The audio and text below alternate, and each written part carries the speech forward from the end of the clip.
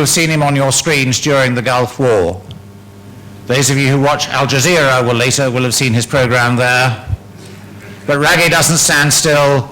He is now with Channel 4 at ITV as their International Affairs Director. He's a very interesting fellow because he knows an awful lot about two different cultures, the British culture and the Somaliland culture. And I can't think of anyone better today than to bridge that divide in a few words to you. So without further ado, Raage, over to you. Thank you very much. Thank you, Hayden. Thank you. Thank you for those very kind words. Your Excellencies, First Lady, honoured guests. It's a great privilege just to try and say a few words, because I speak to you not just as a reporter and a documentary filmmaker who has covered the region and Somaliland, but as someone who has a very personal stake in the country, not only just coming from there, but having family living and working there. I remember first going back to Hargeisa. It was shortly after the Civil War had ended. I was just starting out in journalism. I'd finished at university, had a 3-month traineeship at the BBC. I went to Addis Ababa and made that journey by bus from the refugee camps in Dul'ad, just across the border, and went over with refugees to a city that was quite, the only way to describe it was completely destroyed. There was barely a building that didn't look like sort of Swiss cheese with holes right the way through it. And yet even from that sort of moment, and I remember going back to my family home, I hadn't seen it really since I was 4 or 5 properly. One other visit when I was 12 or 13, walked in and there was a family just living there who'd lost their home, and sort of was squatting in our sort of house. I think they got quite worried when they saw me. I thought they thought I'd come to drive them out, but I reassured them, don't worry, you can stay. But I think the most important thing is that from that time, when Somaliland really had to pick itself up from beyond nothing actually, there was very little.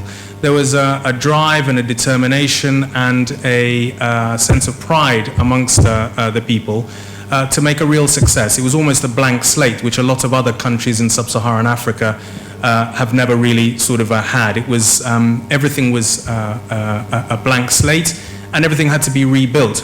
Fast forward today to this conference, and you see, some people who weren't even born at the end of the Civil War today, who have gone to university here and keen in the diaspora to try and make a difference back in their own country, and people who themselves had fought in that Civil War and are now businessmen or doctors or entrepreneurs trying to continue that. And I think it's very important, this kind of meeting, and it's been long overdue, simply because you're quite aware when you're in Somaliland of the huge human potential and potential of the country, not only just in its people, but in its vast untapped sort of resources. But often there isn't the real basis for making contacts and inroads and networks with people in the international commercial community.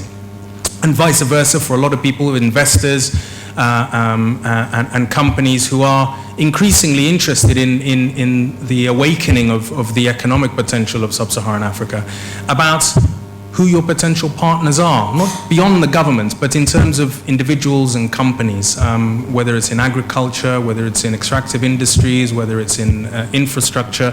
And I think what is remarkable here in feeling the energy is that it's an opportunity for both those worlds to actually see there are people with the same aims as them and with the same desire to actually build and, let's not mince words, to actually create wealth. And I think that this should only just be the start of what I hope will be many other such conferences that enable people from both the Somaliland and Somaliland diaspora and international companies and investors to see that they have like minds and a similar vision. And I also would just say, going back and putting my journalistic hat on, is that I've walked away from many different societies where you'd think that the level of upheaval and destruction would take many sort of years to overcome. I think what Somaliland does is that it holds out a very rare beacon that never sort of think that even from a blank slate that things cannot be built very quickly.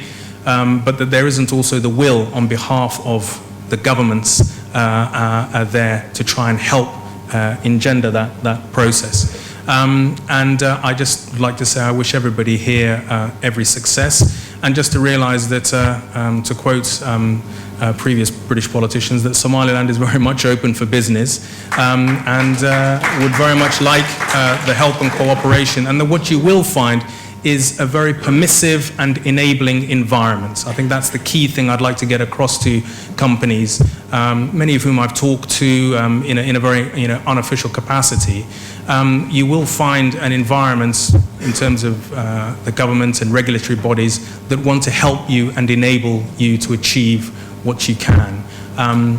But they also need help to spread the word about Somaliland amongst your colleagues. Thank you.